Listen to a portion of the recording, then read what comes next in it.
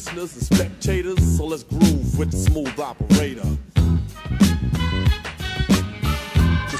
This sounds so smooth.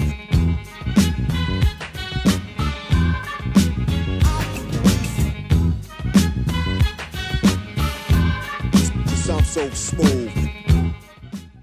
This is the man of the hour, he with the power, the one who is too sweet to be sour.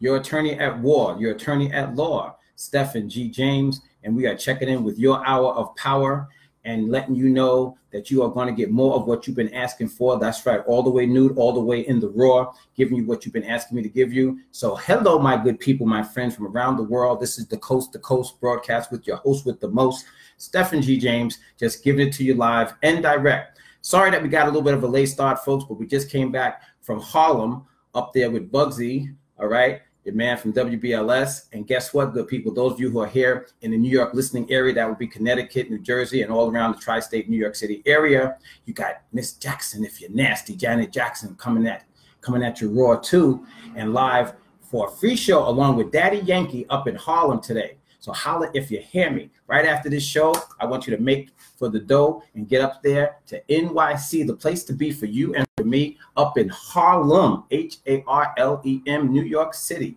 Okay, so enough of that.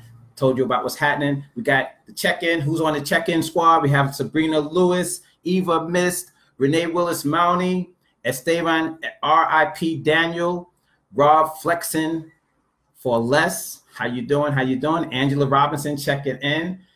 Got our squad checking in on a Saturday. We got an interesting show for you. We're going to talk about a kind of like a recap of an earlier show. I think show number 1. Oh, we also have in the hizzy with Mizzy, our man of the hour, the technician of the year.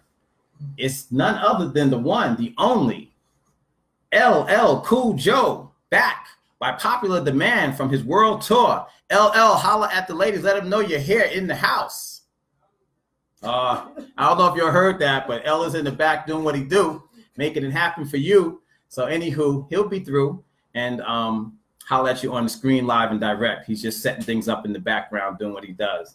Okay, we're going to be coming at you with some more topics today. I think I gave you all the preview this morning of the Mississippi Punch Bowl. We're going to talk about that. LL, you got to punch that up for the good peeps. And I know some of you had contacted me during the week to find out what the topic of discussion would be this coming week. I know that y'all, liked the way we put it down. So some of you contact me through Messenger and other means, finding out in advance what the topic will be. So you could do your own research and be ready for me when we come at you on a Saturday afternoon. So here we are. So as promised, we're going to talk about the Mississippi Punch Bowl. Okay. We're going to talk about Gator babies from Tampa, Florida. And we're going to be giving some time and tribute to the Queen of Soul herself, the one, the only natural woman, Aretha Franklin. Okay. She's from Mississippi, but by way of Detroit, Michigan. Born in Mississippi, raised in Detroit, and kept it real. Stayed true to her roots and never left the community. So we're going to talk about her and give her her props and her tribute. Okay. The passing of Aretha Franklin. So good people, that's pretty much the lineup. And on the check-in, we have Angela Robinson, who's asking, hey, how are you? Glad to see you. Hey, how are you? Glad to see you. I understand you're going to be coming through NYC sometime in October. So we're looking for hollering at us from Texas. Lou Jean Nellum just joined us. Again, we have Sabrina Lewis. Hi, Sabrina Lewis out of Jamaica, Queens. Eva Mist joining us. Eva, are you in Miami? Are you in Fort Lauderdale? Are you in Florida? Or are you here in New York? Holla at me. Let us know. Renee Willis Mooney. Let us know how you're doing, Renee. An educator out of the Queens area. How are you, cuz? Esteban R.I.P. Daniel from the Dominican Republic. See, good people, I know who you are because you don't see any notes. See, I don't have any notes here. It's just me, myself, and I, and you, because I know who you are. And because of our closeness and relationship, I don't have to take notes on who's who, what's what, where's where. I know who you are, I know where you're at. So don't owe me no money because I'll find you. I'm only teasing. I'm just having fun, y'all. Just coming back from uptown, chilling and kicking around with the WBLS posse. And and Bugsy and all those guys, and getting ready for Janet Jackson and Daddy Yankee to do their thing up there in Harlem at around 5 o'clock. So don't miss that. If you're anywhere near close, go up there and cop that free concert by Miss Janet and her crew, and Daddy Yankee and his crew. And they got a little joint out together, actually, that they do. So holler if you hear me. All right. But before we get to that, let's get to this. This is your host with the most, your attorney at war, your attorney at law, who gives you all that raw that you've been asking me for, Stephen G. James. And you can reach me Monday through Friday at 646-905-9000 at the law firm thereof, the law firm of Stephen G. James and Associates, PLLC. Anyway, just having some fun. You know, we are right here for you each and every Saturday at 12 noon with this show, your show, not my show, our show, because there is no me without you, which makes us we. This is your man with the master plan in the palm of his hand, Stephen G. James, doing it just like you asked me to do it and giving you all that raw that you've been asking me more for, okay? Angela Robinson, Rob's Flexing for Less, joined us. And who else? Sabrina Lewis, good afternoon. Good afternoon to you, Life Path Strategies. Daniel eBay joined us. Manuela Veneziani joined us. Masudi Hayat joined us. Oh, you're back from China. Masudi, you were in China. How was it? Did you catch our show there? Did you join us from there? I want you to holler at us, let us know how China was. I saw some of the video, but I definitely want to hear from the man himself. So Masudi, holler at me. Lou Jean Nellam, what's up? Hello, says Masudi Hayat. Pinky, hi Pinky, how are you? I know you were doing your research on the Mississippi Punch Bowl and all the topics we're discussing today. So let us know what you found. Okay, back in town after 2 weeks in China. Yeah, Masudi, I know. Janelle Haley has joined us. Eva Miss New York City, are you here? All right, I'll see you up there in Harlem, and I'll definitely see you on the show today. Eva, you always have some good comments and whatnot during the weekdays and on our show, The Hour of Power. So we're looking forward to you here. If you all notice, I got these glasses. These are not prescription. Don't panic. I'm cool. I can see. You know, I can look at a fly on the wall and a mosquito next to him, and I can tell you which one is a boy and which one is a girl. So the eyesight is definitely all right. So don't worry about me. But joints, these lenses are because, I don't know what it is. These computer prints are so small. So I go from a big widescreen picture to reading what you have to say. So I figured I better get magnifying reading glasses just to read for here. All right, don't get it twisted. Your man can see. All right, but I can read these comments and these names a lot easier today with these magnifiers on. Okay, Tanya Gwendolyn Vickery, how are you, Tanya from Alabama? IA. Hope all is well, baby. I know you were feeling down and out the last few days. You know, I want you to know that we here, got your back. This is your show too, so you can definitely come through and comment on what bothers you and what ails you, and certainly what makes you feel good, okay? Joe Swift says he's checking in. Joseph Swift is here. Joe, they don't want to see that. You know, you're here on screen. They want you to come through. Take a second. I know Joe's doing his technical research and stuff. He's checking on the Mississippi Punch Bowl, the Mississippi Punch Bowl, and all that other stuff. But come in and say hi to the ladies real quick. You haven't been around all summer, Joe. What up? Yeah, what's going on? It's been about a month. I know. Well, it feels like 2 months. I know. Nice to see everybody. That's LL Cool Joe. Thank you, Joe. And a little bit, I want you to tell us when you get a chance how your summer has been, what you've been, you know, what's been going on since you haven't been with us, where you've been, what's been satinin'. Okay. Anywho's it, we have Ike Diesel checking in from the West Coast, West Side. I hate cops. Ike, you better get in line, man. You think you're at the front of that line? You too much. Ike Diesel checks in, just yells, I hate cops. Ike, what's on your mind, Playboy? Let us know what's ailing you. You know, Ike is a very, very established, well-known professional businessman up there in California, in the Los Angeles area, West Coast. Been doing this thing for a long time. Ike, we got your back. We love what you do, bro. Keep laying it down. Masudi Hayat, excellent. The only problem is the Chinese currency devaluation. Yeah, and some of that meat that they be cooking also. Musadi, you got to watch what they cook on your plate, baby. You know, better take your own brown bag when you go to China. I'm trying to tell you. So that's the second only other problem that they have. But the Chinese devaluation problem, yes, indeed. We can get into that if you want to. I think the bubble is building for explosion on the U.S. economy. Oh, man, come on, man. At least don't blow for another, what, 100 years, 200 years? Okay, if that bubble can hold off for a couple of hundred more years, we'll be all right. All right, Debs joined us. Robinson, hey, LL Cool Joe. AR checked in with you, Joe. Angie, he says hello back to you. What's going on down there in Texas? Ike Diesel, LOL. Yeah, Ike, you know what I'm talking about, doctor. Thanks, brother. Always, Ike. We thank you too, brother, man. We appreciate what you do and how you lay it down, okay? So definitely stay in touch and holler at us if you got to, and let us know what you're feeling and your thoughts on these subjects that we're talking about. Again, today, good people, we're talking about the Mississippi Punch Bowl. We're talking about Gator babies. And we're going to take some time out to give some tribute to the Queen of Soul herself, Miss Aretha Franklin, who has passed away, was called home just the other day.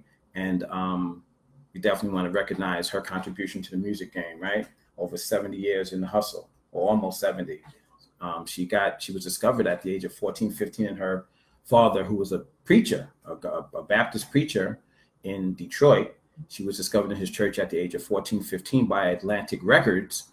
And some people thought it was Berry Gordy and Motown, but it wasn't. I know the truth. It was Atlantic Records, and they signed her to a contract at 16, and her father had to co-sign because she was a minor. And she hit big at 18 with You Better Think About What You're Trying to Do to Me. Let me not get started. It's not time for Aretha just yet, but you get my point. We're going there. Too dizzy. All right.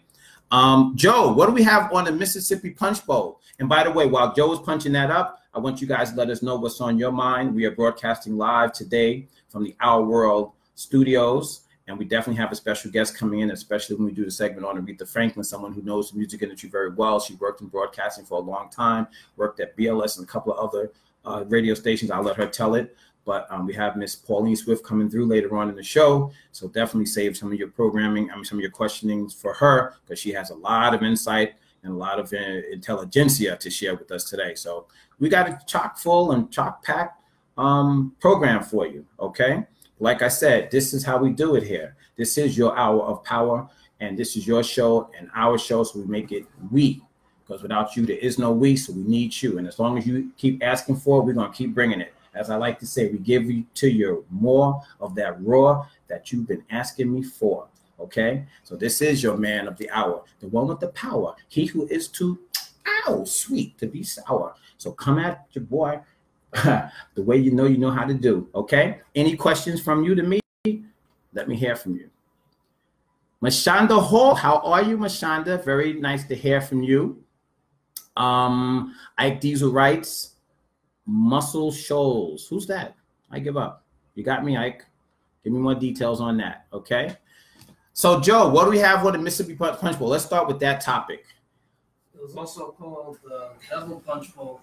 And why was that? He's telling us that the Mississippi Punch Bowl, also known as the Devil's Punch Bowl. That's what I see here. Well, that makes good sense because, and I'm going to give the good people some more insight on the Devil's Punch Bowl. Once slavery was over, it's stating here that a lot of the free slaves, the U.S. Army captured them and put them in some type of camp at, I don't know how to pronounce this, Natchez, N-A-T-C-H-E-Z. Oh, Natchez, yeah, that's a town in Mississippi. Yeah. And they had them almost as captured slaves again, or some type of indentured servitude. Yeah. Okay. I'm still reading. Okay. Never forget the Devil's Punch Bowl. 20,000 freed slaves died after being forced into post-slavery concentration camps. These are Black Americans, by the way, good people. And this didn't happen 1,000 years ago. Joe, what year was the Mississippi Punch Bowl in full effect? Didn't get to that part yet. Okay. Well, I'm going to read the good people a little bit about the history of, again, another scandalous, ridiculous, outrageous part of the history of this country that Donald Trump says wants to make great again. Ooh, that sounds great. He's talking about wanting to make this joint great again.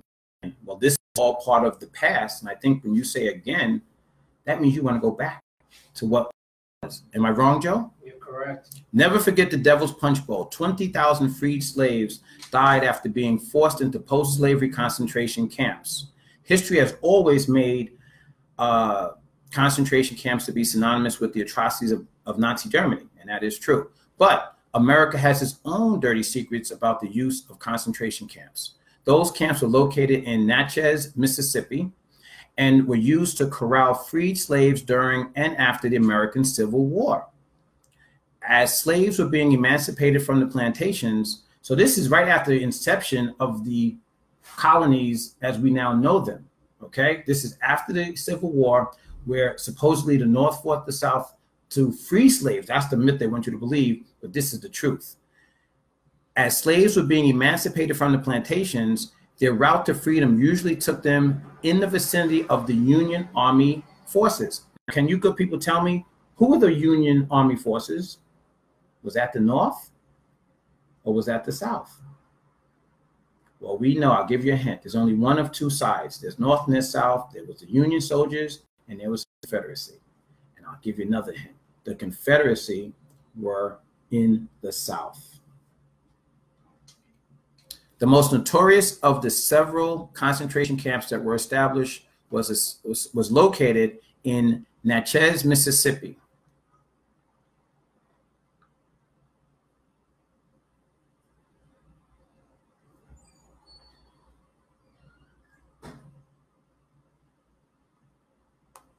Says the population went from 10,000 to 120,000. The population of that town, right? Yeah. The population of Natchez, Mississippi went from 10,000, those were so-called white folks, to 120,000, which means that 99% of the population were these captured concentration camp, so-called freed slaves. And they ramped up the population from 10,000 to 120,000. So 110,000 people were counted in this population, but they were all captured, formerly free slaves. The men were recaptured by the Union troops and forced back into hard labor. Now, again, the Union troops were on the North. The Confederates were in the South. That's why you have the Confederate flag. The Union, meaning the United States troops, United troops that were in unison, were capturing these freed slaves for whom they allegedly fought the war, we are told all the time, and captured them and put them back into concentration camps. In other words, back into slavery, but in this time they were put there to die. The women and children were locked behind the concrete walls of the camp and left to die from starvation. The men were recaptured by the Union troops and forced back into hard labor. Does that sound like slavery to you, or does it sound like freedom? Many also died from the smallpox disease. In total, over 20,000 freed slaves were killed in 1 year inside of this American concentration camp. Now, if none of you good people there have ever heard of the Mississippi Punch Bowl, it's not because it's an accident. You're being miseducated, and your children are being miseducated. You cannot count on those who are the oppressor and the children of the oppressor to train and educate you and yours. It's not going to work, because this is what they do. They leave out crucial details about the atrocities that they've committed against you. So if you want to get the truth, you have to start thinking about educating yourself and educating your people and your children, yourselves. And I'm not just talking about Black folks. I'm talking about Latinos. I'm talking about Asians. I'm talking about whites. I'm talking about everybody, so that you can know the truth, because the truth sets you free. When we are all lied to and miseducated, like my man Kawana Jingufi wrote a big book about the miseducation of the Black man. But when the Black man is miseducated, we are all miseducated, because we're all getting the same misinformation. So if you're the son of slaves or the son of slave owners, or poor whites who didn't and couldn't afford to have slaves, the point is that if we're all given the wrong information, the same wrong misinformation, we're all being duped. And by whom and for what reason, you must always ask yourself. So it behooves all of us to educate ourselves and to come into the knowledge of self and the knowledge of correctness and righteousness. A researcher studying the existence of the concentration camps said the Union Army did not allow them to remove the bodies from the camp. In other words, the Union Army captured the slaves. This is the North now. Northern soldiers captured the freed slaves, put them in the concentration camps. This was just one in this particular town in Mississippi that came to be known as the Mississippi Punch Bowl, because of the volume of deaths and the fact that they were all killed or allowed to die by starvation, smallpox, and other diseases, or murdered by the soldiers themselves, and allowed for the bodies to rot right where they lay, right where they dropped. They just rotted. No funerals, no burials, no nothing.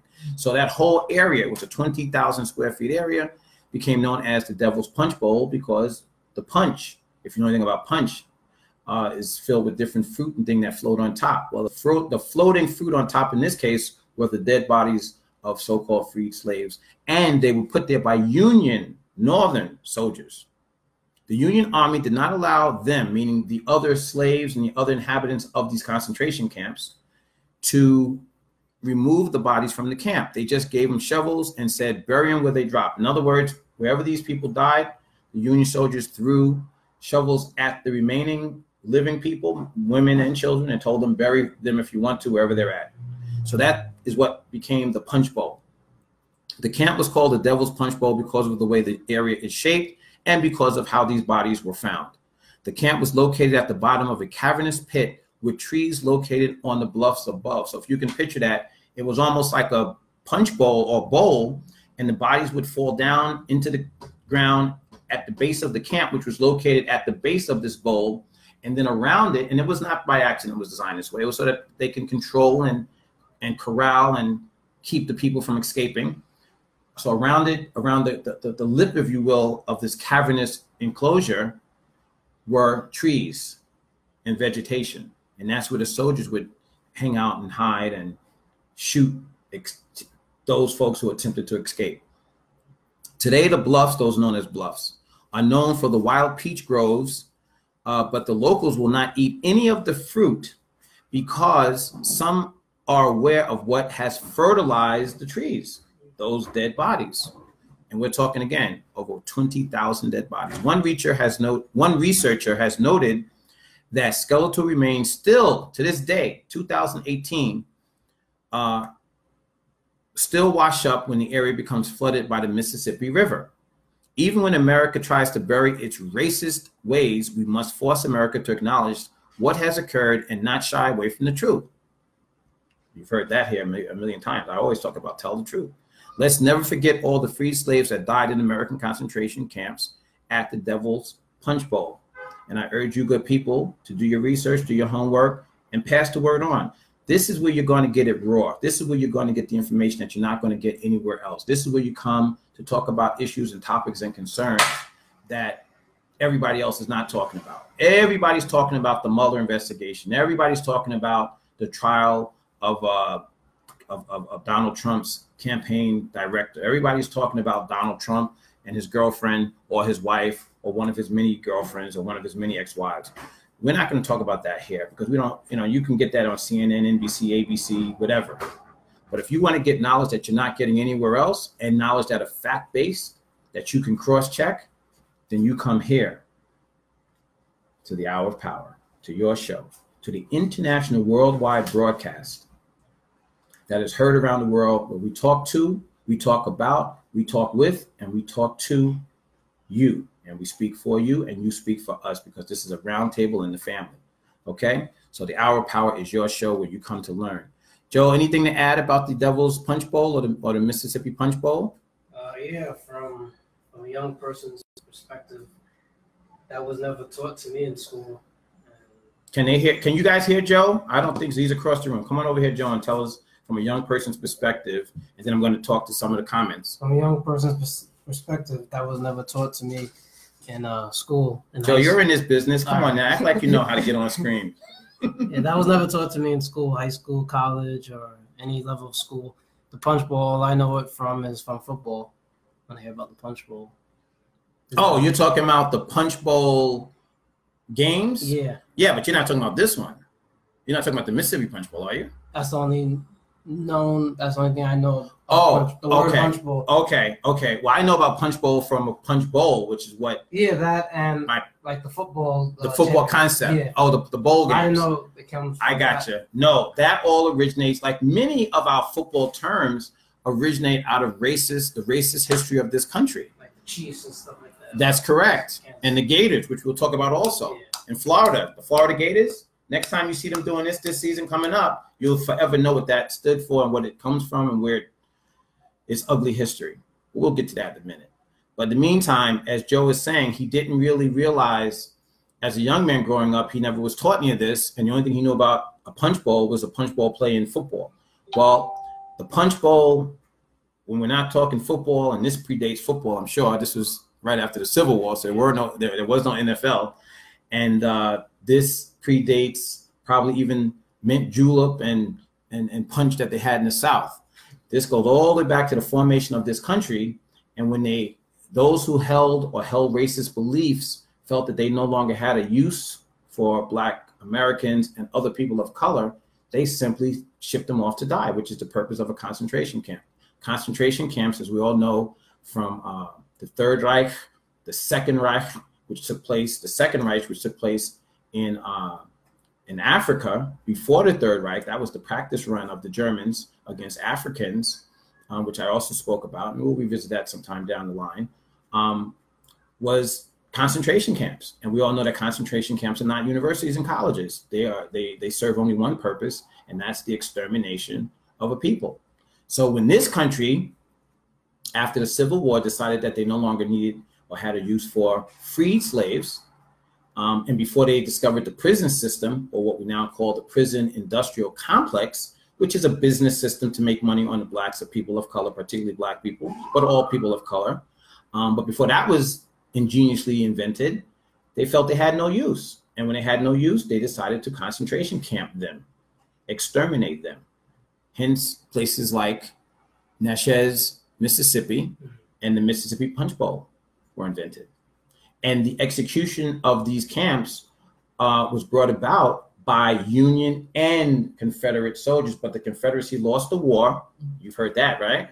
Although they have monuments all over this country to Confederate traitors, and they call them generals, and they call them this, that, and the third, but you know they're nothing but traitors because they went against the Constitution of this country and against the formation of this country and against the principles, so-called, of this country of slavery. So those were traitors, treasonous people who should have been hanged by the neck till dead, which is the penalty for treason according to the laws of this country. Instead, they have monuments and statues and schools and highways named after them. And you have a president that now tells you that some of them were actually good people. What are you going to do? Take down Abraham Lincoln and George Washington?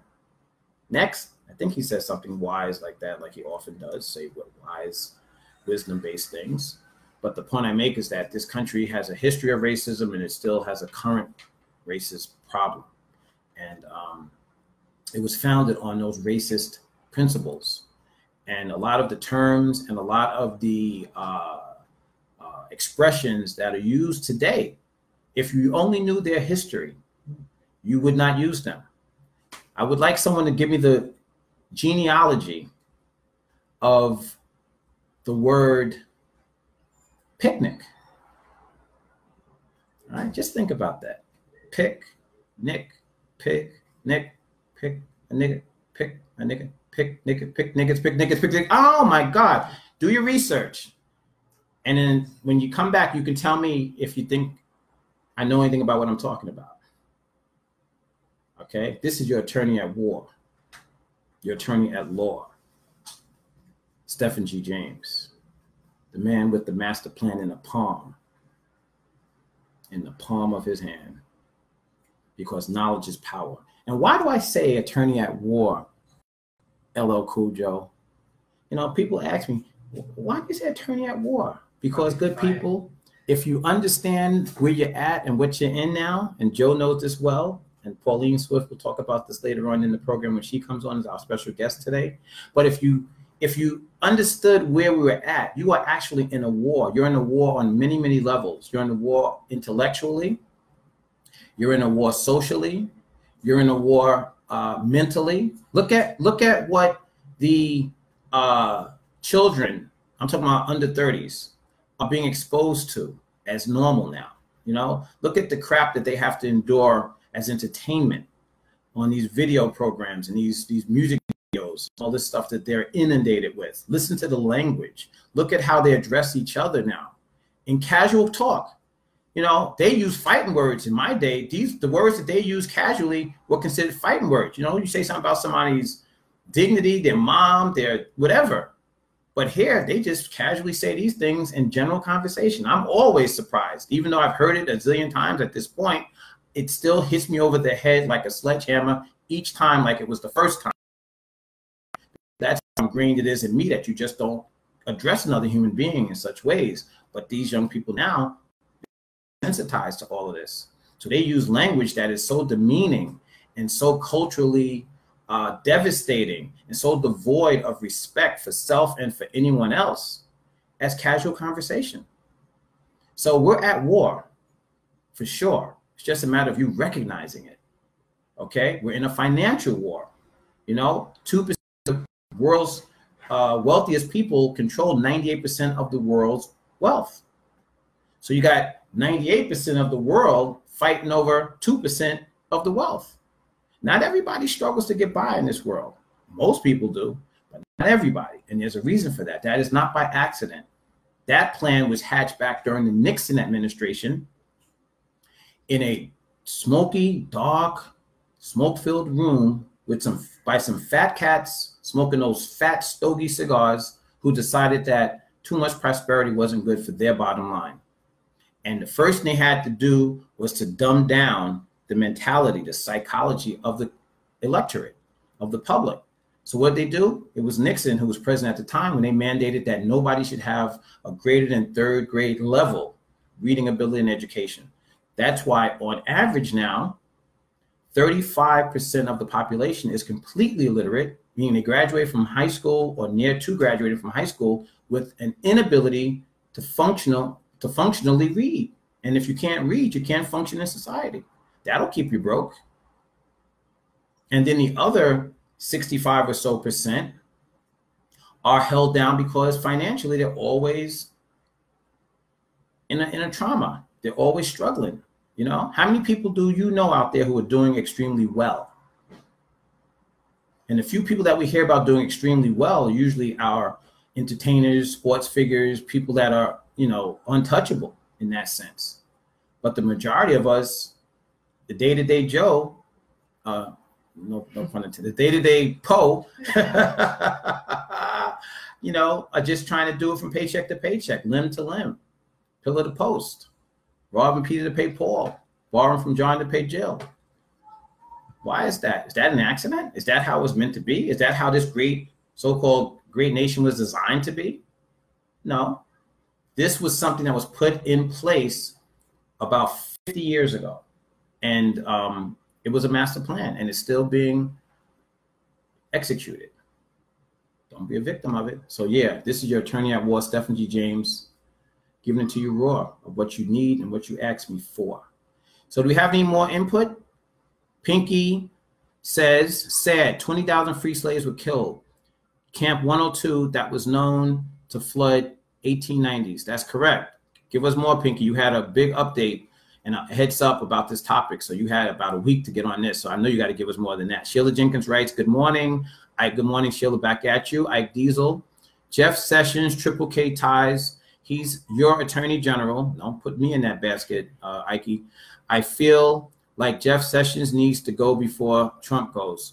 They both need to be put in the same basket and sent off with David Duke. You're absolutely right. I couldn't agree with you more. Pinky writes, South.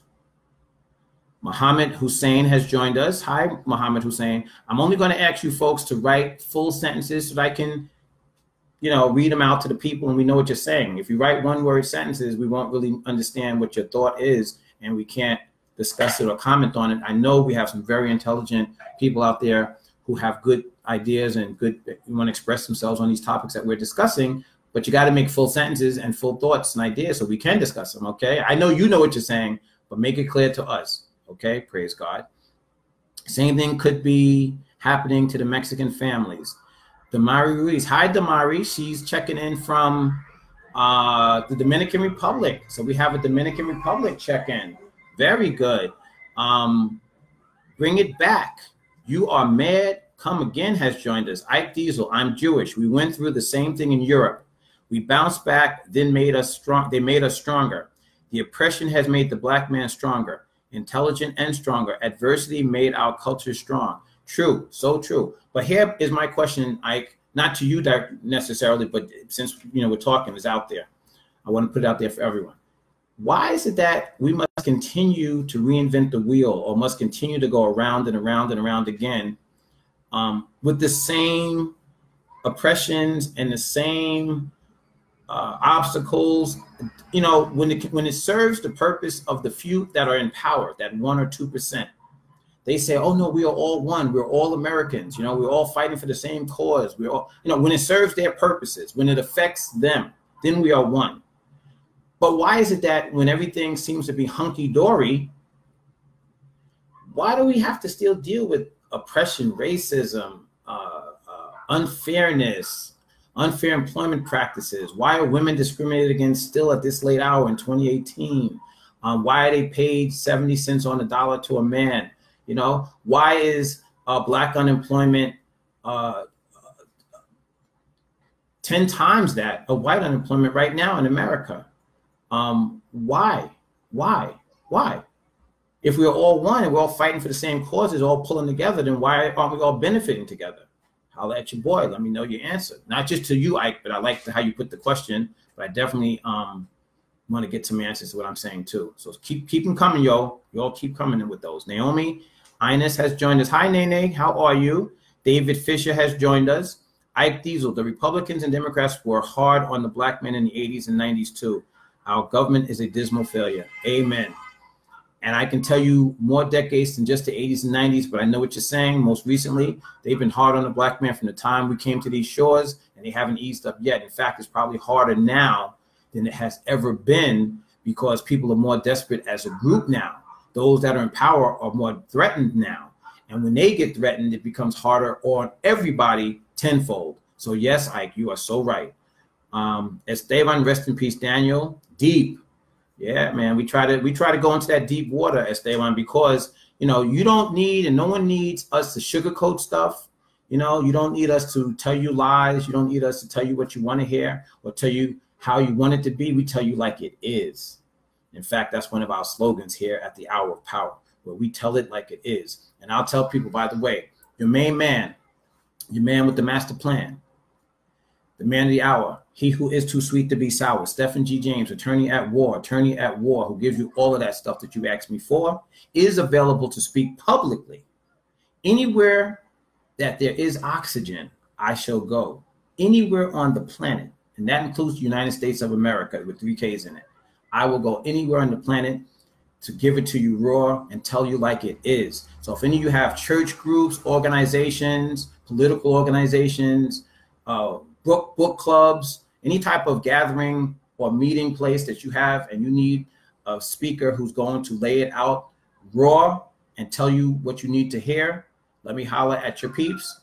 Hit me up, okay?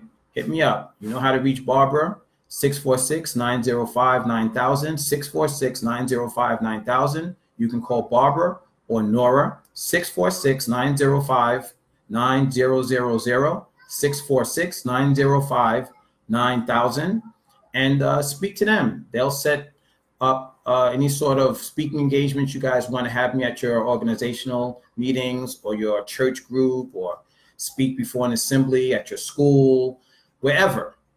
If there's oxygen provided, I will be there. So just check with Nora or Barbara or Babs in my office, and they will be happy to set up that, okay? Pinky, Planned Parenthood was made as an eugenics to eliminate the African race. Absolutely correct. Educate yourself. I know that. You know that. Now tell us what you're talking about. We're talking to the audience. It's not a one-on-one, Pink. So you're absolutely correct, though. Planned Parenthood, its founder was a stark, raving mad racist. And her whole concept behind Planned Parenthood was to give abortions and birth control to women of color, because she felt that they were overpopulating and she wanted to stem that.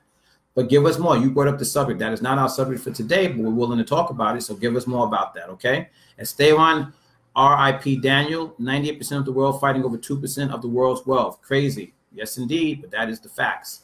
Just facts here, Esteban. Ike Diesel, they create division with race so we don't all posse up and march into D.C. and demand our money back. That's right. That's it. Ike, you're hitting the ball out the park now, brother. You are so right. It's all about money. If the 98% came together, we could take the power back. Absolutely. And that's why the divisions are necessary to keep us from coming together. You know, if all people of color came together, and that includes Jews, then the so-called WASP, which was the original definition of a white, would be a straight up minority. They're only about 0.5% of the population of this country. But because they keep that divide and conquer plan in place, you know, they got you fighting each other over crumbs and peanuts while they divide up the major pie and the land and the corporations and the real money. That's right. They stay in power. But the reality of it is that they are the minority, not people of color. We are the global majority. It's just facts. So Ike, you're hitting something, man. You're hitting, as usual, speaking just the facts, brother. I appreciate it. Come again with that. Angela Robinson, but part of being a Mississippian means, surely it must mean, recognizing that there are darker parts of the state's identity, that it is not just wrapped in its sweet accents. That's true. Cooking that makes you want to shout hallelujah, or dancing at the juke. That's absolutely correct. There's more to it than just that. At the juke joint until 7 in the morning. Mississippi's identity is also locked in and suffocated by its history of racism, violence, and terrorism. When people think of Mississippi, they think of the murders of Emmett Till in 1955. I know I do. I know I do, which explains part of the reason why I've never been there. But I'll go there to talk to your group and tell it like it is. That's for sure. They think of the murders of Emmett Till in 1955, Medgar Evers in 1963, the 3 civil rights workers in 1964, Vernon Dahmer in 1966, and thousands of others whose names we will never know. They think of the mob that ensued on the campus of Old Mississippi, or Ole Miss, in 1962, when James Meredith tried to uplift himself and his family by pursuing higher education. Yes, he tried to enroll in that school. They think of white Mississippians lynching 539 African Americans between 1892 and 1968, the largest number of lynchings in the nation. That's been recorded. Let's add that. But you're absolutely right. I appreciate you, Angela Robinson, for that. Appreciate you so much, Stephan. I'm from the Delta part of Arkansas, which is like the bottom of Arkansas, and I was raised from Mariana, which is only about 20 minutes from Mississippi. Racism is very strong, and as an African American, you're still a slave mentally. That's why I had to move away. But part of being a Mississippian means, surely it must mean recognizing that there are darker parts. Yep. Okay. Thank you very, very much for that. Joseph Swift, we have Attorney Stephan G. James at your next speaking engagement. Call 646. What's my number? 646-905-9000, 646-905-9000. That's right. Attorney at war, attorney at law, the one who tells it to you raw and gives you what you ask for is Attorney Stephan G. James. And I definitely can speak at your next gathering, public event, political meeting, church group, sorority meeting, fraternity house, whatever, wherever, however. Just contact our offices and we'll set it up, okay? We do get a very small honorarium and expenses, of course, to get to your location, but I promise you, you will not be sorry when we do get there. We will drop that science, as you know we do.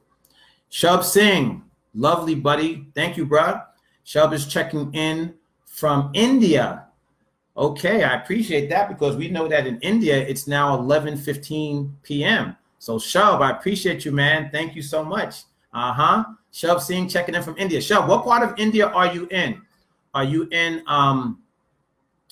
Nepal, or tell us what part of India are you checking in from? Are you in the capital? Are you in Bali? Talk to me, Shub. But I know you check in every Saturday, and I appreciate you, Shub.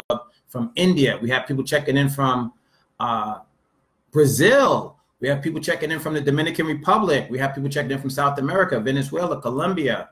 We have people checking in from Argentina.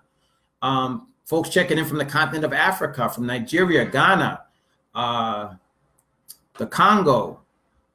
Brothers and sisters out there, the show is growing and growing. You know, this knowledge that we drop for a reason, but we also do our homework. So we come at you with facts so that you can double check everything we say. We welcome you to check everything we say. We welcome you to check me. Google Stephan G. James. Find out who I am. What the heck do I know? How long have I been in this game?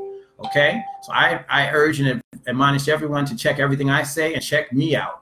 you know. And of course, you can go to my website, built by the great LL Cool Joseph Swift. What's our website, Joe? www.stephengjames.com. That's www.stephenjames.com, stephengjames.com, and see any of our past shows. You can run it back and listen to some of our topics that we've covered in the past. We always try to have provocative, invigorating, and educating topics that will leave you with more information than you came with. And this is the interactive, international, worldwide conversation broadcast from around the world because of you, because our voice, in an attempt by those power that be to silence us.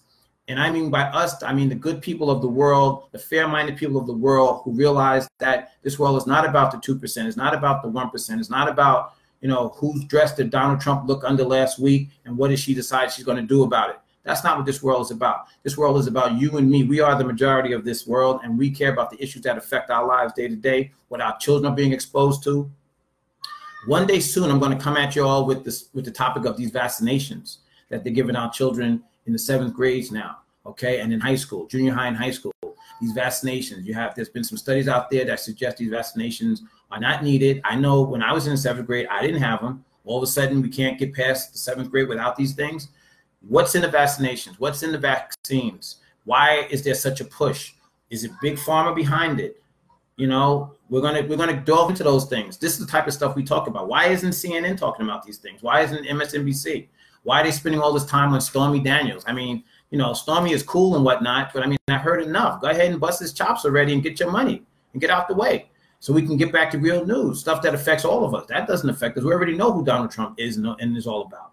So, you know, why does CNN constantly focus on the Trump gang and all of the droppings that come off of that whole machine when there's so much other news to talk about, things that affect our children? You know, if any of you who have 12-year-olds, 11-year-olds out there who are entering 6th and 7th grade, you already been notified that they want to give your children all kinds of vaccinations and injections and stuff, or otherwise they don't want to let them into the school. But it's only in the public school. This is not in the Catholic schools. It's not in the private schools. So why is that? Are they saying that our public school children are the guinea pigs, just like the inmates are, just like the soldiers were? You know, just like what they would use soldiers and inject them with all kinds of stuff that later on we found out was Agent Orange and all kinds of other diseases after the fact. But during the Vietnam War, those soldiers were injected with all kinds of experimental drugs against their knowledge and therefore against their will.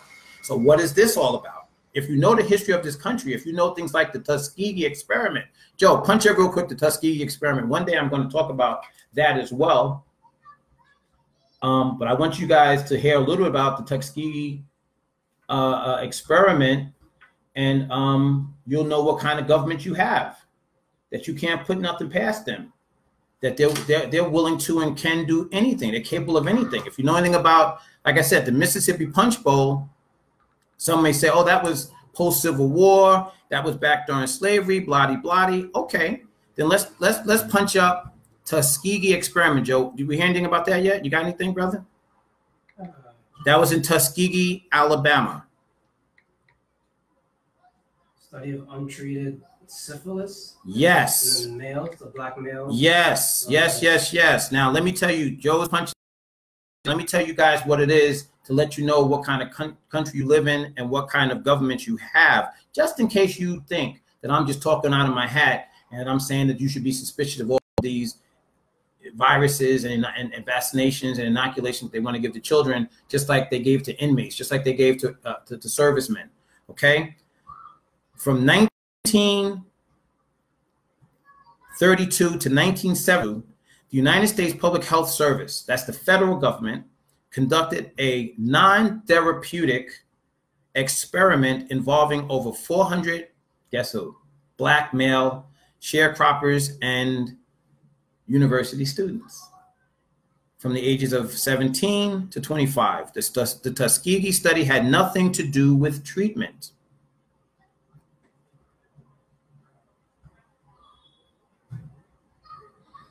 Bear with me, good people. I'm just punching up a little more information for you.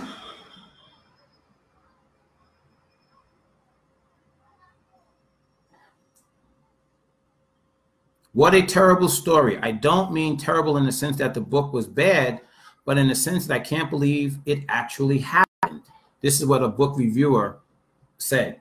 For 40 years, 40 years, most of us as black men in America don't live to be 40. So for 40 years, in fact, that's probably 2 lifetimes for the average black male in the inner city.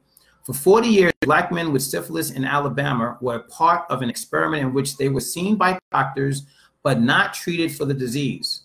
In fact, they were injected with the disease with infected hypodermic needles.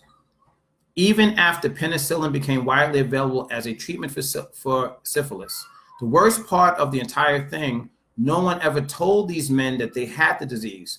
They thought they were being monitored because they had, quote unquote, bad blood. That's your government.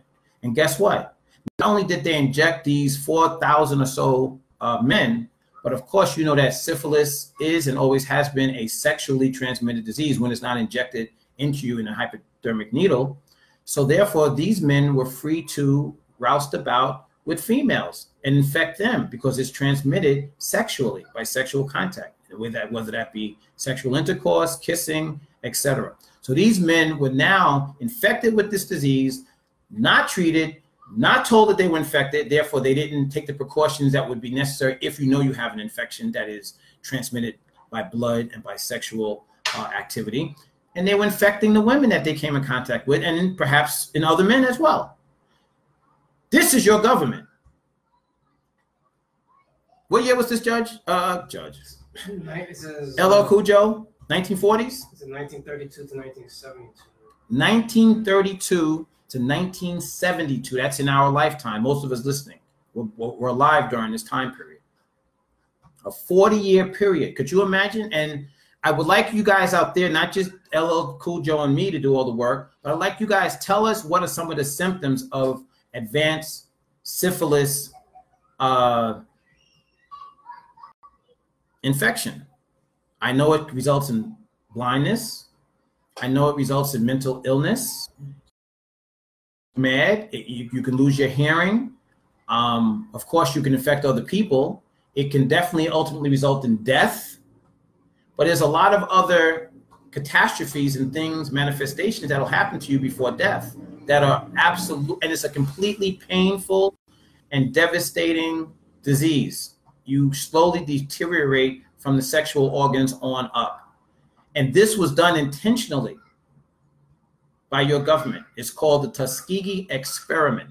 I will talk more about that, but I only bring that up very briefly to let you know that this is the same government that is asking you to let them vaccinate your children in the public school system, not in the private schools and not in the Catholic schools, not in the religious schools, not in the yeshivas, but in the public school.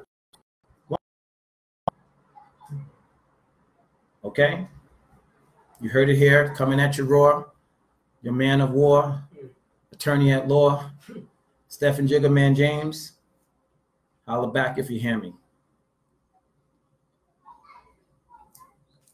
Shub Singh is reporting in from Rajput, India. Thank you, brother. Rajput, India. Is that near the capital? Where is that, near Calcutta? Talk to me. We have Barbara J. Harris checking in. Ike Diesel, we have to unlearn everything the government has tried to teach us. Their biggest fear is for all of us to hug each other and tell the 1% or 2% that it's time to pay up. There's enough money in the United States to make every person a millionaire. That is so true. That is absolutely true. Unfortunately, we are still slaves. The 1% profits from the sweat off our backs. We need to wash the programming away and let the 1%, tell the 1%, I think he means, we aren't playing. Unfortunately, they will set up a riot to prevent peace and progress between the races. They've been known to do that too. I mean, you got to know who you're dealing with. Know who that cat is that you're laying down your life for when you go overseas at war. Jennifer Rubel Fournier has joined us. Hi, Jen, coming at us from South Kakalaki, South Carolina. Steve Paulson, Shub Singh, always want to hear you. Thank you, Shub. I hope I always have something worth hearing, and I definitely appreciate you checking in and saying that. Tiffany Ivory has joined us. Shub says, do you know that we are paying tax of 100 million pilgrims? No, I didn't, but tell me more about that. Janelle Haley, same thing with the flu shots. That's right, Janelle. The flu shots and all other so-called vaccines have traces in various amounts, in varying amounts of the actual germ that they're purporting to combat. So that is true of the flu shot and other shots, absolutely. And many people take that flu shot and never feel the same again. Ike Diesel is all about white power too. They have to maintain power. It started in Ruby Ridge. It didn't start there, but I think I know where you're going. Then Waco, then Oklahoma City. I also believe 9/11 was done so our military would grow with more white men. He means 9/11 in New York on September 11, 2001. Okay. Chubb Singh, do you answer me what they give us? Yes, I did. Luigi Nellum, in the summer of 73, a class action lawsuit was filed on behalf of the study participants and their families. In 1974, a $10 million out-of-court settlement was reached. Yeah, a $10 million out-of-court settlement was reached with over 4,000 people, and those are the ones who they know about. Those do not include the women and other people that they may have infected with the disease, the suffering that they went through. And I still want somebody to get back to me with some of the symptoms of untreated syphilis. Of course, syphilis is all but extinct in our families and our communities now. However, the germ and the virus is still held in some lab somewhere by the government. They hold all the germs. They never let them go completely extinct. So that therefore lies the possibility of it rearing its ugly head again. We smallpox and other diseases that we thought had been eradicated because they saved the germs in laboratories in this country. Government. I would like to know if someone would check out what are some of the symptoms and the machinations as this disease develops throughout the body, throughout the bloodstream, untreated over time. So you can get an idea of what these men went through and the women that they infected and other men that they may have infected as well. So, Luge, I appreciate that $10 million out-of-court settlement information. However, isn't that just about what they give high school ballers who could play good basketball as a signing bonus? Shucks, they gave LeBron James $100 million when he was 17 years old coming out of high school. So $10 million doesn't impress me, especially when it's divided up over 4,000 people who may have affected another 4,000 or more. You could take one dude out there doing his thing. He'll infect 20 women. So I'm not happy with that. See what we are worth. Yeah, as long as we put our value and evaluate ourselves based on what the devil says we're worth, we're not worth anything under his valuation. But if you really know yourself, and knowledge of self is the number one responsibility of each and every man on the planet, knowledge of self. And that's why during slavery and after and ever since, what the slave traders and the people who were slave runners and dabbled in that horrible, horrible trade did was disconnect you, disjoint the black man from his country, from his language, from his birthplace, from his birthright. If he was royalty, if he was a king or from royal families, you didn't know that. The first thing they did was strip you of any knowledge of self. That was rule number 1 through 10. Willie Lynch syndrome, strip them of knowledge of self and then get the young against the old against the young, the short against the tall against the short, the strong against the weak. In other words, get them fighting amongst and between themselves. And guess what? That Willie Lynch syndrome goes on till today. And I'll talk about Willie Lynch at a later point too. But that is a true syndrome. Some people argue that Willie Lynch never really was a person who lived, but it doesn't matter. His principles did and do continue to live, and they are practiced from the days of slavery till today as a way to control plebeians, people of color, the people who serve the few. Okay? It's that old divide and conquer, and all the various ways they use to divide us is manifested and actually written in a manifesto called the Willie Lynch Manifesto. All praise is due to God. I come at it too raw. I'm so sorry if I hurt your feelings or tell you stuff that you can't handle, that you don't want to hear. I don't mean to mess up your Saturday, but I mean to wake up your mind and open up your brain and just to pour some knowledge down. And then I promise I'll put it back together again, okay? But in the in between time, you didn't come here to get sugar coating. You didn't come here to get candy. You came here to get it raw. That's what you guys asked me for. You're always going to learn because, as KRS-One once said, you must learn. Mess around with me, you're going to learn. Next. I love black color. Me too, Shub. Talk to me, though. One option. You, our leader, is eating this country. What should we do? Give me a clearer, I need a clearer sentence. I'm really not sure. I'm only clear on one sentence you just made, and that was the last one. I love black color. Well, I'm wearing that black shirt, so I know you're loving this, right? How you feeling this black shirt? You know, black is the essence of life. It's the foundation of the world. Out of the color black comes everything. You know, I think it's said that if you put two people with no melanin in a room, a male and a female, and you ask them to make you some babies, you can keep them there for 100 years. The only baby you're going to get are non-melanated babies. But if you put two people of melanin, two people of color into a room, and you come back 100 years later, you're going to have every color under the sun. You're going to have the yellow man, the red man, the white man, the black man. You're going to have everything, which is logical because we are the essence and foundation of the planet. That's why I say we are the original man. That's how I talk. Because I don't use the term black as to describe black people because we predate even the concept of the term. We are the original man made in the image of God, out of which come all else, out of which come all others. So you're all out there acting up and acting crazy and doing all this stuff for all you racists and so-called white supremacists. You ain't nothing more than my wayward child. Untrained, savage at heart, acting out. Okay? Know your history. In that knowledge of self comes power. That's why, like I said, the first thing that was robbed of the slave by the slave trader was knowledge of self, knowledge of where you're at, knowledge of where you're from, knowledge of where you're going. Passages, those slaves were not only taken to a strange land by a strange people, but they were taken there blindfolded so that with the thoughts of the slave traders that they would, if they escaped, they never would know how to go back. So these were not things that were done by accident or, you know, done by coincidence or happenstance. No, this again, smoky, filled, darkened rooms with fat cats with those fat stogie cigars plotted and planned how the slave trade would work and how it would succeed. But from the black man flows every other man on the planet.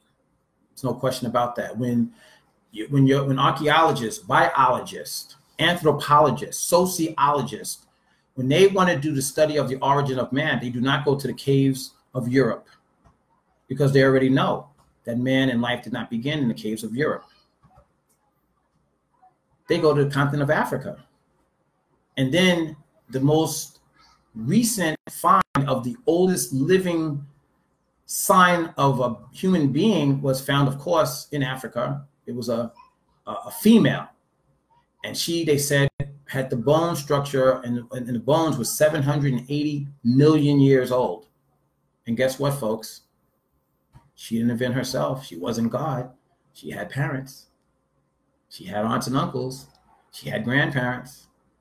So there is no history to the black man. It doesn't begin in slavery. Don't let them tell you that. Your history does not start with slavery. It predates everything on the planet. It predates America for sure. So you're definitely not American. And it predates the word black and the color black. So you're definitely not a black American because we predate all of those terms. How are you handling now? School? Professor James is right in the house. Talk to me. Let me know you hear me. Joe. Yeah.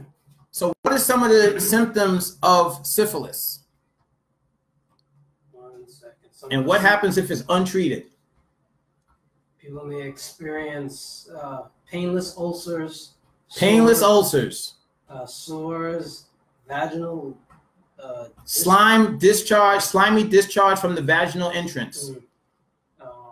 Also common is fainting, itching, mouth ulcers, itching, rashes, blindness. In the advanced stages, blindness. Even weight loss as well. Weight loss. I mean, it's a nasty disease.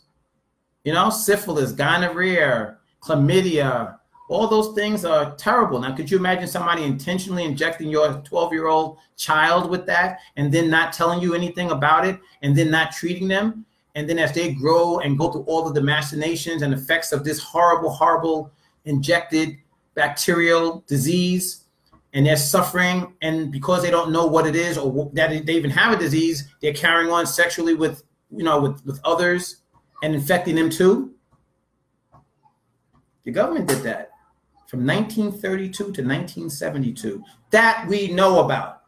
And it was called the Tuskegee experiment because it took place on the campus of an HSBC, an historically black college and university.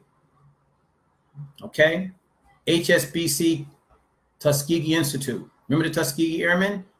It was around that same time, and they thought of Tuskegee because it was a popular, well-established, well-respected institution where black intellectuals went and developed into doctors and lawyers and others, leaders in the community and leaders of the world. So that's why Tuskegee was chosen. You know, they didn't choose NYU. Okay?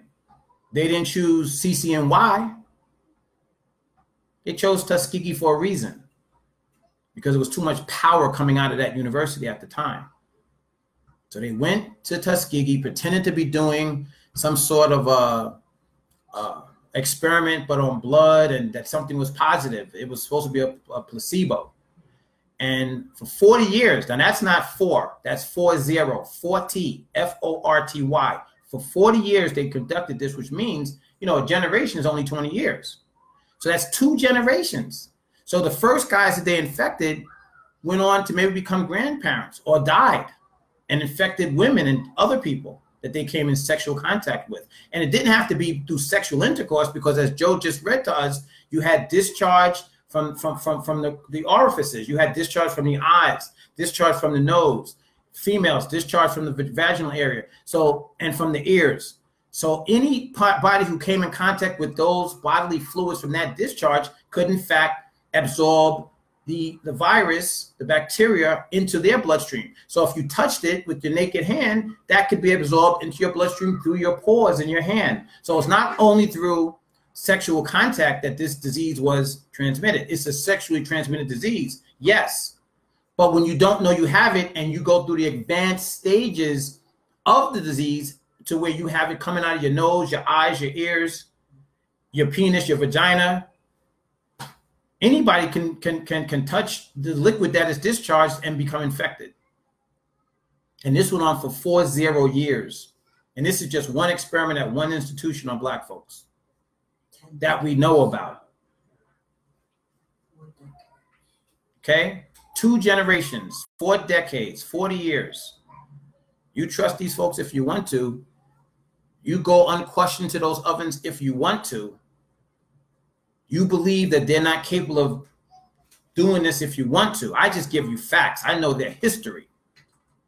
So when they tell you about giving your 12-year-old, your 13-year-old, your 7th grader, your 6th grader some necessary vaccination, and you got advertisements on TV and commercials on TV, oh, your 7th grader needs this, needs that, and you don't question it, that's your own damn fault. Because if you listen to your show and mine, The Hour of Power, you cannot unlearn what you're learning here. You cannot unhear it, and you cannot act like you don't know once you know. Am I right, Joe? You're 100% correct. So we're going to get into, I don't want to go too far into that topic because that's not our topic for today. We have Pauline Swift here in the house, and she's into this topic heavy. She's like, well, what do we do to protect ourselves? That's going to be, and we always give solutions here, and we're going to give a solution to that as well. But ultimately, the solution to everything is always knowledge. You know, knowledge is the power. But we will talk about that on the day we make this one of our topics, okay? Just to remind you, good people, we are talking about the Mississippi Punch Bowl and Gator Babies of Tampa, Florida. I think we touched on Mississippi Punch Bowl already. Let's hear about the Gator Babies of Miami, Florida, of Tampa, Florida, Joe. Let's try to get drop some science on that before we get on to our other subject, which is Aretha.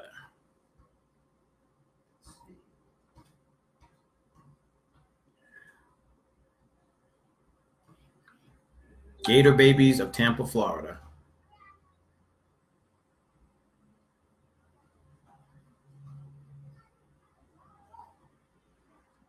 It says, during slavery and into the 20th century, black babies were used as alligator bait in North and Central Florida.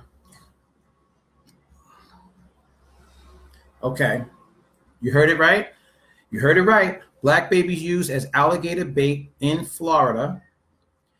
It has been pretty well documented recently that during slavery and well after slavery into the 20th century, black babies were used as alligator bait in North and Central Florida. Moreover, according to Abingdon alligator bait was a term used in Harlem as in the early part of the century. Now, let me give you a little background on this gator baby stuff.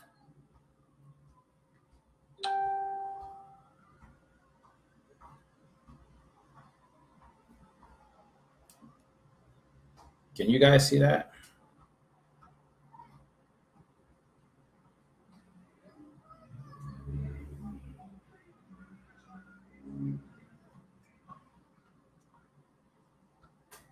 That was the headline. Black babies used as alligator bait in Florida. It has been pretty well documented recently that during slavery and into the 20th century, black babies were used as alligator bait in northern and central Florida. A guy in Sanford, oh, do you remember Sanford, Florida? Isn't that Trayvon Martin, George Zimmerman? Wasn't that Sanford, Florida? Yes. In 2012, February of 2012? Okay. A guy in Sanford, Florida, near Orlando, told this story to a researcher. He said he had heard it from his grandfather. The slaves who had babies, they would steal the babies during the course of the day while the slaves were out on the playing field, plantation fields. Did I say playing field like a football field? Did I say something about if you kneel, you'll be fired? Right. Okay. During the course of the day, while the slaves were on the plantation fields, sometimes when their mothers weren't watching, some would be infants, some would be a year old, because they wanted to get them when they were not able to fight back, put up much resistance, but more importantly, when they were tender. It's like when you get tender chicken. You know, you don't want an old fowl, you want a young hen, right? A young gelding, something with soft meat. So that was really the purpose. Some would be infants, some would be as old as 1 year. He said some would be toddlers. He said they would grab these children and take them down to the swamp and leave them in pens like little chicken coops. Not unlike what we see today, where the Chinese in China are catching these stray dogs and putting them in these little pens waiting to be eaten, fried up, cooked up, sauteed, simmered, and eaten. They would go down there at night where they had kept the babies all day, stocked up in these pens, and these are less than a year-old babies.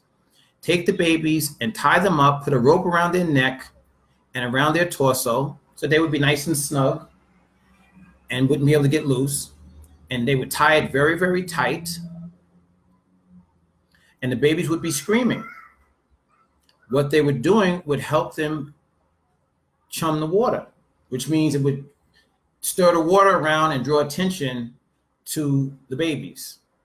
He said when they would throw the babies, when they would throw the babies in tied to this rope, he said in a matter of minutes, the alligators were on them,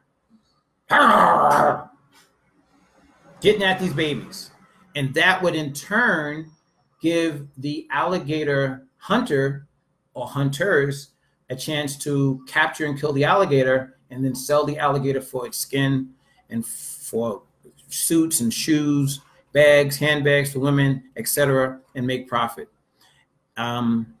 He said the alligator would clamp its jaws on that child. As a matter of fact, once he clamped on them, he was really swallowed. The child was really swallowed. He said you couldn't see anything but the rope.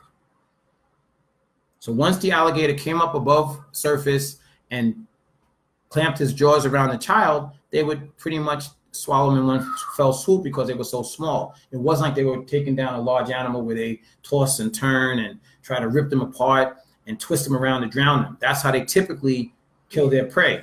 However, the small 1-year-old or months-old infant was just a snack. And the alligator, as a matter of fact, once he clamped on them, the child was really swallowed. He said you couldn't see anything left but the rope. Some would be infants, some would be a year old, toddlers, some would be slightly older. These are from a video below, which was posted on, and get this website, good people, reunionblackfamily.com. Reunionblackfamily.com. Reunionblackfamily.com. That's a website where you can get more information and more visual proof of this atrocity that occurred in Florida from slavery on into the 20s. There is more proof, though, according to Blog Abergondi. Time magazine in 1923 reported the had taken place in Chipley, Florida, but the town denied it as a silly false lie. Third, why would we do that? We're not savages. You're not savages. You're not, huh? And there is an account of it in Copper Sun, a 2006 book by Sharon Draper. So you can read Copper Sun, C-O-P-P-E-R, Copper Sun, which was a book written by an author named Sharon Draper, D-R-A-P-E-R, in 2006. Moreover, according to Abergundy, alligator bait was a term used in Harlem in the early part of the century to refer to black children from Florida. In other words, when black people migrated from Florida to get away from these savages, who claim they're not savages, but only savages do things like this, and they would go to Harlem and other places north, they were teased by other black people who knew of the practice. They didn't have to research it in a book. They didn't have to go and ask a reporter. They didn't have to go down there and ask these savages if this were true. They knew. And they would refer to each other, oh, alligator bait, they got away. Because if you were past to be 2 or 3 years old, you got away. You weren't used at that late age. A blog from Ferris State University implies the practice continued into the 20th century. And I'm telling you it did. In 1908, the Washington Times reported that at the New York Zoological Garden had baited alligators with pickaninnies. Did I mention the word picnic? Did I ask you guys to check out the origin of the term picnic? You know, when you go out with your girl or your boyfriend or your friends with a little basket of your little champagne and your little wine and cheese, and you take your little blanket and you sit on the grass and you enjoy yourselves. Well, the origins of that term, picnic, comes from that activity, but what they were doing was not just sitting there looking lovingly into each other's eyes, but they would watch black men getting lynched, hanged, castrated, throats cut, whipped, hanging from a tree by the neck. That was a Saturday afternoon picnic, which origin of the word comes from pickaninny. So the next time you go out with your girl or your boy to have a picnic, just think about what that term means really and where it started from.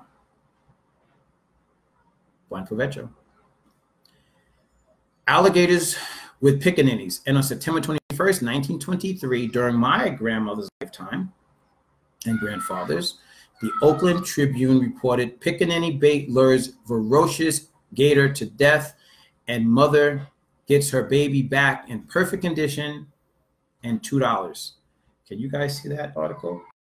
That's a New York Times article. Pickaninny bait lures voracious, very hungry gator to death, and mother gets her baby back in perfect condition and a reward of $2. Talk about Black Lives Matter. Okay? Talk about Black Lives Matter. She got a whole $2. I bet you they still haven't paid the whole $2 back. Probably gave her a penny a day praying that she would die. They gave her the old encyclopedia trick, but in reverse. You know, pay a penny a week and hope that she dies in the meantime. Bet she never got her whole $2. Good people, our hour power is almost up. Joe, how long have we been on the air at this point? It's been about an hour, right? 1 hour and I don't know. Okay. Shub Singh, are you listening to me, bro? Yes, I'm listening to you. Thank you, Shub. Are you listening to me? I'm imparting knowledge and you're telling me that you love me, which I appreciate. I love you back. Love you back, Sub. I'm listening to you, black man. Thank you very much. But are you listening to me? Because I'm talking to the whole audience. It's not a one-on-one, but I definitely appreciate you, Shub, and I like that you check in from India. I certainly want to see if you ever come to the United States, you ever come to New York, holla at a player, okay? Ike Diesel, the people that did this still exist. They're the problem. The white Southern racist people are the most stubborn and hardest to teach empathy, karma, peace, Zen. They're void of all that's good. Well, that's why many of them are identified as the devil, Ike, because they do not live their life in harmony with God. That is the definition of the devil. They live their lives and their belief system and their actions are in contrariness to the will, teachings, and edicts and commands of God. And when you walk outside of the straight path, you walk in contradiction to do the will of God, you are the devil. So yeah. Now, whether or not they can help themselves is another issue. but they have definitely identified themselves by their actions. Good night, sub. Appreciate you. Grace Grell joined in. Thank you, Grace. I appreciate you. Any more info on gator babies, or how long did that practice go on? And there was a flyer done. I don't know how to show it. Can you show it? Maybe it's easier to do it on a cell phone. That's easier. Oh, okay. Good. Yeah. I show, but I'll read it. Guys, we have from our research department headed up by LL Cool, Joe Swift. We have something. It's a flyer. It's an actual banner. Does this flip over? Like the No. Oh, doesn't? I don't know if they can see this. Maybe if we do it correctly. Can you guys see that? That ad? May not be able to read it. They may not be able to read it, but I will read the ad to you. It says alligator bait. Alligator hunting was very profitable in the 1800s and 1900s in the southern part of the U.S. The skins were used to make shoes, bags, belts, and other items. You know, alligator suits and things like that, belts and whatnot. However, white hunters often lost their arms and sometimes their lives. So at night, alligators to the surface. So they decided to use slave babies as bait. Instead of rustling the water to get the alligators to come up and hurt them, maybe, so they lost fingers, arms, limbs, and whatnot. Couldn't have that. That wasn't a good hunting strategy. No. So what they did was, some of the wiser of them thought, why don't we get young, tender, soft niggers? Pickaninnies, picnics, pickaninnies. And so they decided to use slave babies as bait. This horrendous act was later characterized in sheet music, postcards, and figurines. Remember the little black guy in the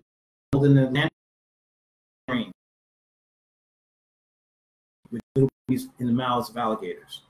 So those are very, very recent. In fact, I think Trump is trying to make America great again. They go back. This is during the greatness of America, folks. I'm reading an advertisement that went on during when America was great, according to Trump. And he would like to make America great again. Wasn't it Cuomo, a governor in New York, who said that America was great?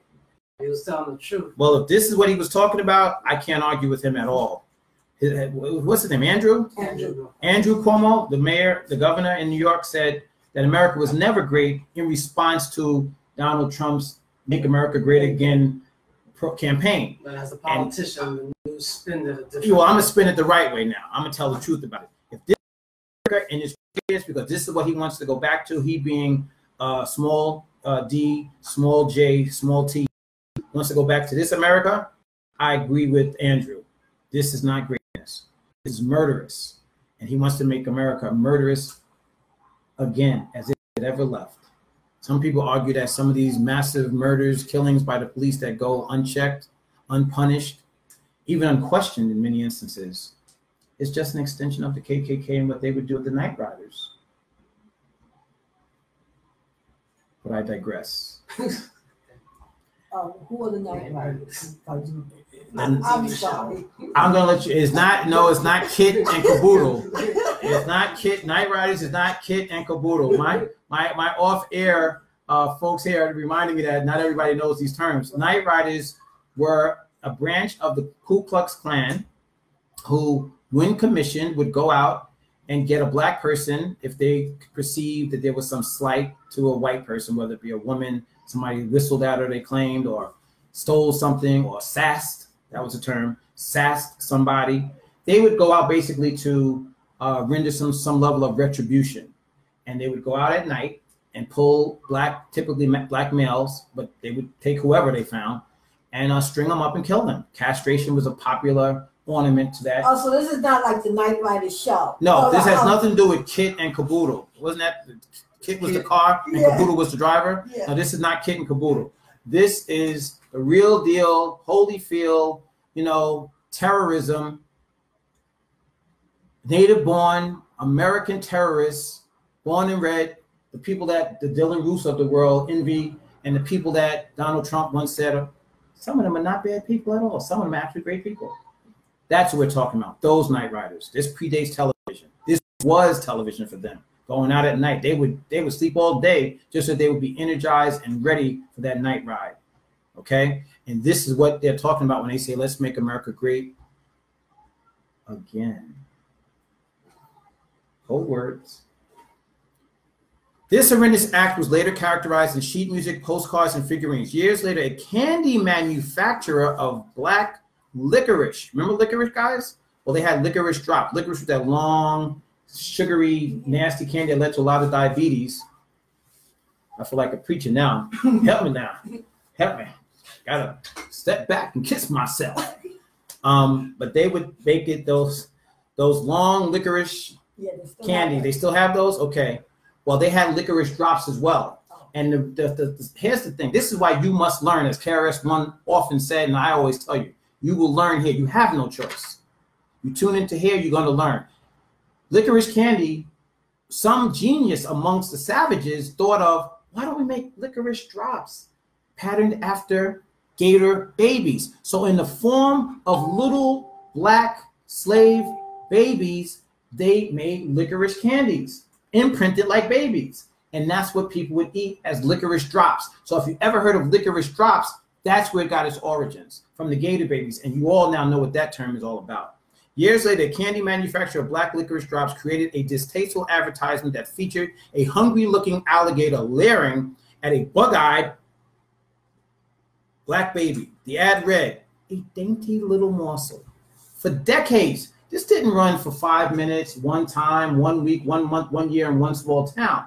This was their slogan, like Coke is it, or McDonald's, have it your way, Burger King. This was their slogan of this candy manufacturer, which these people are not willing to name. And I'm going to look into finding out which popular candy manufacturer it was. So I don't want to drop a name, but this is horrendous behavior that went on, not for days, not for weeks, not for months, not for years, but for decades. A decade is 10 years, and this went on for several decades. Here's the quote. Here's their slogan. A dainty little morsel. For decades, popular candy was referred to as nigglets. Nigglets. Nigger babies. The name was later changed to Nibs and is still on the market today. Research Nibs. And now you'll know the candy manufacturer, because Nibs are sold to this day. Research Nibs, N-I-B-S, N-I-B-S. And you could always go to the Holocaust, the Black Holocaust Museum, which is in Virginia, is it? Yeah. Or is it in the Carolinas? Don't quote me, I think it is in Virginia. I think it's in Virginia, but you can look up the Black Holocaust Museum. It's brand new. It's in the South. It's either in Southern Virginia or as far as, I don't think it's in the Carolinas. I think it's in Virginia. But check out the Black Holocaust Museum, and you can actually see some of these products if you go on their website. But Nibs, N-I-B-S, is the candy, and we want to know who makes that crap. And they've been making it and profiting on this practice because it was a known practice. But guess what? I bet you good people didn't know that. I bet you didn't learn that in school. I bet they didn't teach that where you come from. Just like they don't teach that black is at the essence of everybody. I don't care how many genetic tests you take. I don't care how white your skin is. I don't care what part of the world you think you come from. Mother Africa is in your blood. It's in Milwaukee, Wisconsin. No, well, no, it's not. It's not. No, the Black Holocaust Museum is not. It's in either D.C. or Virginia, because Barbara just came from there. Oh. She didn't go to Wisconsin. Oh. But anyway, good people, you will find that Mother Africa is in your blood, because we are the father of civilization, made in the image of God himself, from which all others derive. Amen. Anything you want to add? Did we talk about Aretha yet? No. Okay. If anyone has to add anything about what I've said or question anything about what I've said, feel free. We are here. This is the man of the hour, the one with the power, he who is Too Sweet to Be Sour, attorney at war, attorney at law, Stephen G. James, giving you all that raw of what you're asking for, because I got the master plan right in the palm of my hand. And we're going to let it go and let it out and let you know exactly what we're going to sing and shout about, okay? I would like at this time to bring on our special guest. I'm going to let her tell you more about who she is, but she is from Our World on Sudfin Magazine. Her name is Pauline Swift. She is a journalist and investigative reporter, and she also worked at, among other places, WWRL, which was the sister station to WBLS. Am I correct?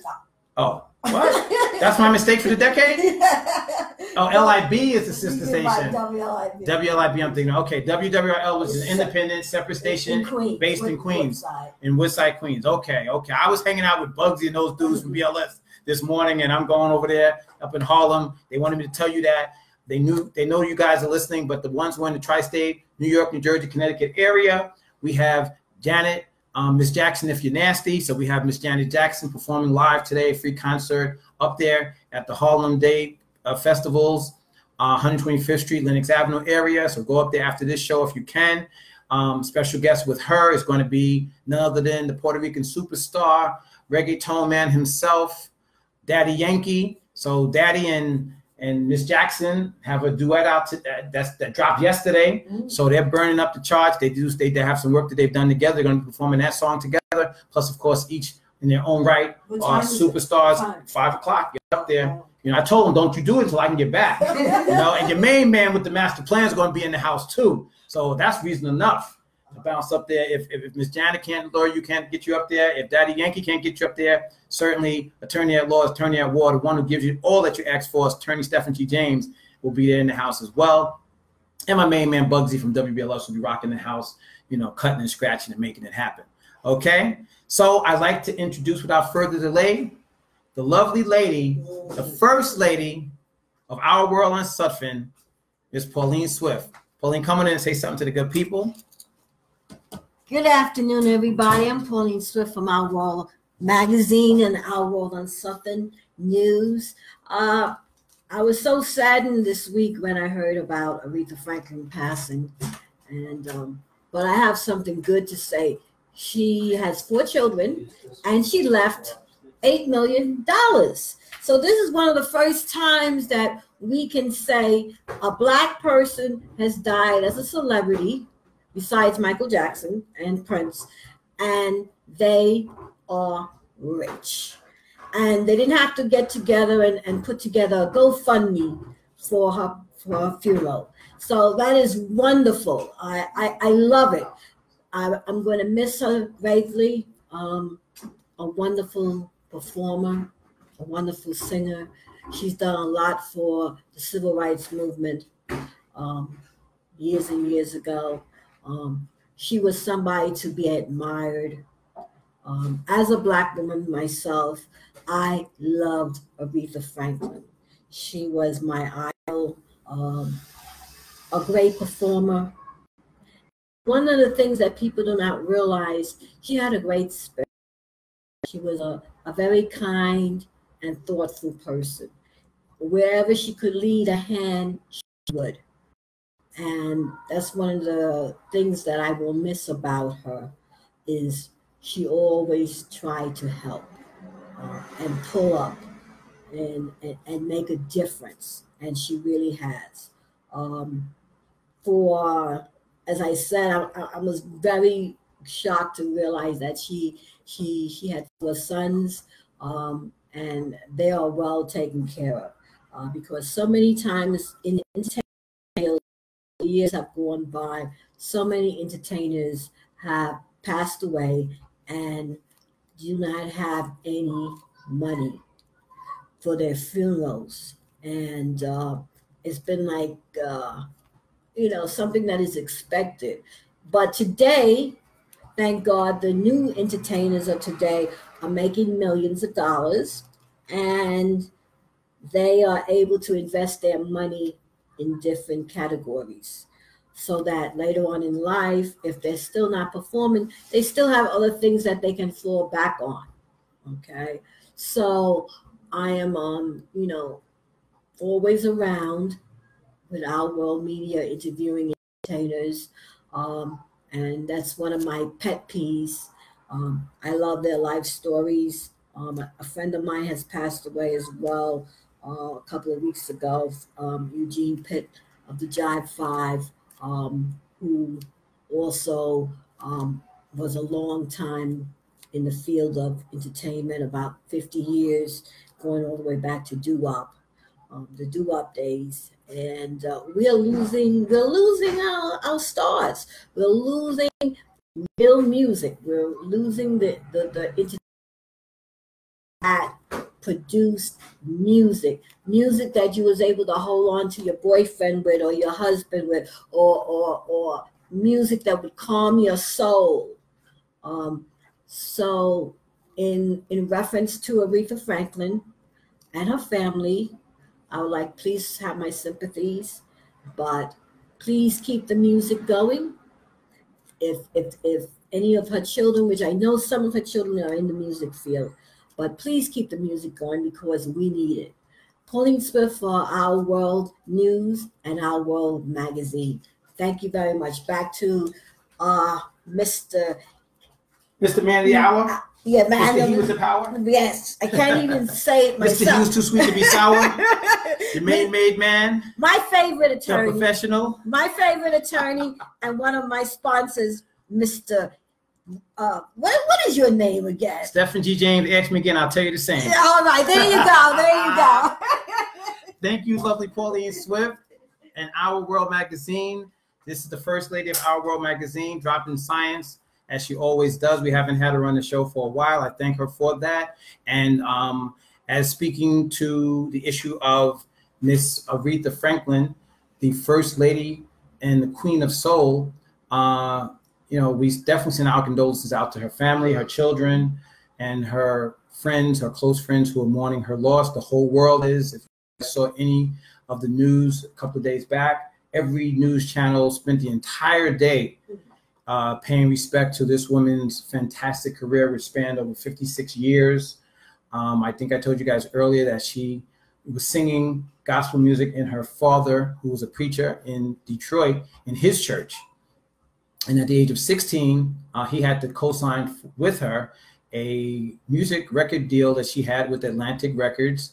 And the rest is history. I mean, she went on to top 20 #1 hit records over a, I think, 10-year period. She was a perennial top hit maker. And she was the first female inducted into the Rock and Roll Hall of Fame. She's a Grammy Award winner. She had scored a lot of movies. She was her music was the music over a lot of Hollywood movie hits. She acted a little bit, but she was always herself. You always knew who Aretha was. She kept it real. She was a mom. She was a daughter. She was a sister. I mean, she stayed true to that. I like to say staying true to her roots and who she really was. She didn't go Hollywood, as they say. She was one of the biggest stars in the music industry ever. And she always lived in the same area of Detroit that she started out in, and she died at home in Detroit just 2 days ago. I mean, she was in hospice care, but the point is that she was still living. She was a resident of the same home and same area that she grew up in. And she reinvested a lot of money. She donated lots of money. I think, Pauline, you were telling us about. She left $8 million. Children, but she made multiple millions. And a lot of it she did donate and gave away to other causes and charities and things like that to keep them afloat. She gave a lot of money to churches, which helped the church that she belonged to, the church she grew up in, her father's church. She donated millions and millions of dollars to their food pantry ministry so that they could keep them, feeding the poor. These are things up into the spotlight and take bows for.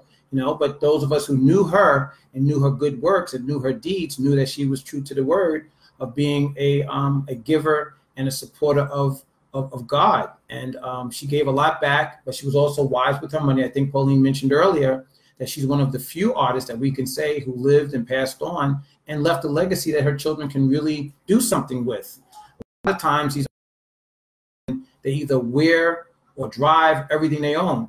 And once they go, all that stuff is not worth anything, and there's no liquidity in the bank. There's no investments. There are no real estate holdings.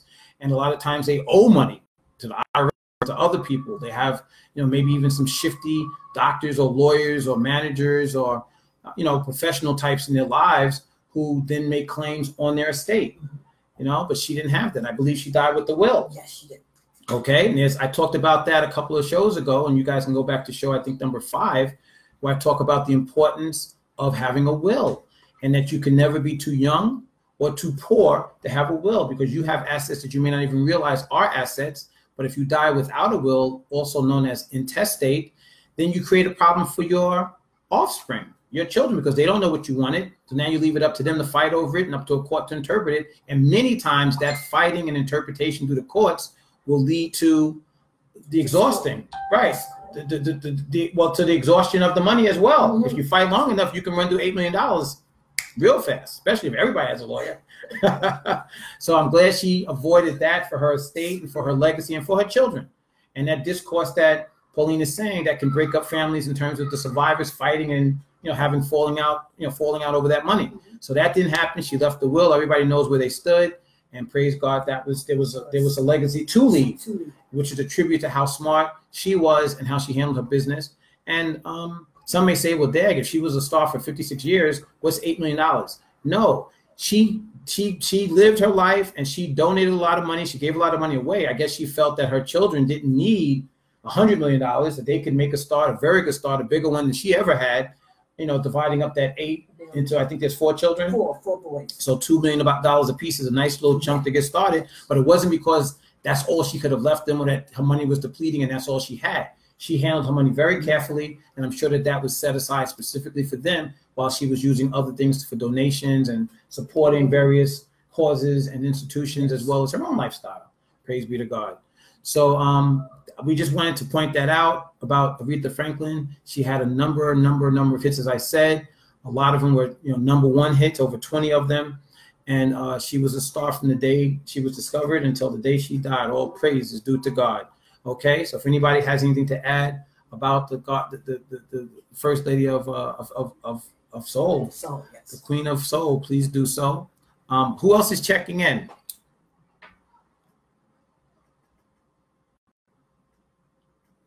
Okay, I can't see.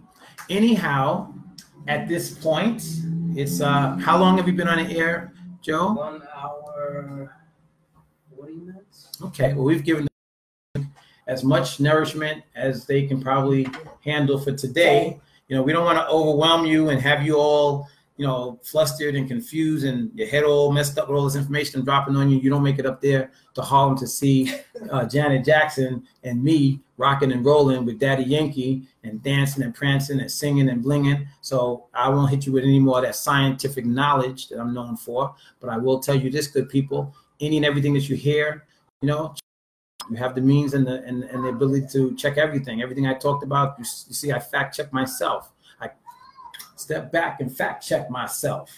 So, when they say you better check yourself before you wreck yourself, that's what they're talking about, at least when it comes to me, your made man. Okay, the professional, the one who did it, won't admit it, ain't trying to forget it. You feel me? So anywho's it's Saturday, and it's about 2:15 p.m. Eastern Standard Time, 11:15 for those like Ike, Diesel, and those of you who are on the West Coast. So Blanca Aragon and others like that, Venera Voss, all you guys that are on the West Coast, I know it's still morning over there, so good morning to you. And the rest of us on the East Coast, it is afternoon. The time is wearing on. So I want to say thank you. Appreciate you tuning in, checking in. And same time next week, 12 noon, your hour of power with your made man, attorney at war, he who's at law, Attorney Stephen G. James. Okay. And any of you who have questions or answers, because we definitely take answers too, between Monday and Friday, 9 a.m. to 6 p.m., you can call my office, 646-905-9000. That's 646-905-9000. And Pauline, if anyone wants to get in touch with Our World on Suffolk, how would they reach the publication? 646-340. 7271. 7271. That's 646-340-7271. And you can reach Pauline Swift at ourworldmedia.com. Also to the website, ourworldmedia.com. And you could also write to LL Cool Joe there as well. So, you know how to reach us. Holler at us if you need to, okay? Until then, be well, be safe, be blessed, and may God both protect you and keep you till next Saturday, 12 noon. Your Maine Made Man, signing off. Stephen G. James.